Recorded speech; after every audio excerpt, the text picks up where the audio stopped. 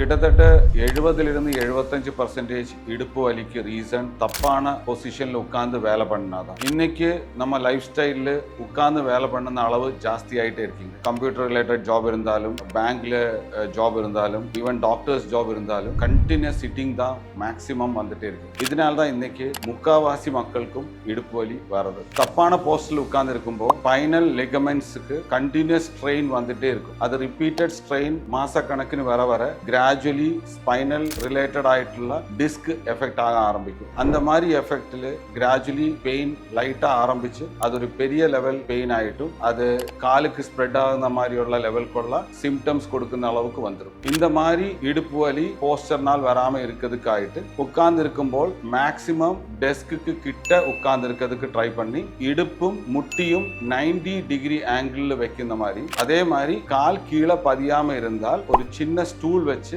அதுக்கு மேல கால் வைக்கிற மாதிரி இருந்தால் அந்த போஸ்டர் இடுப்பு வலி மேக்சிமம் கொடுக்க மாட்டேன். கண்டினியூஸ் 30லிருந்து 40 நிமிஷம் மேல உட்காரவே கூடாது. அப்படி உட்கார்ந்த மாதிரி நிலைமை வந்தால் ஒரு மினிட் ஒன்று எழுந்திரிச்சு லைட்டா மூவ் பண்ணி லைட்டா வாக் பண்ணி திருப்பி வந்து உட்கார்ந்து வேலை கண்டினியூ பண்ணலாம்.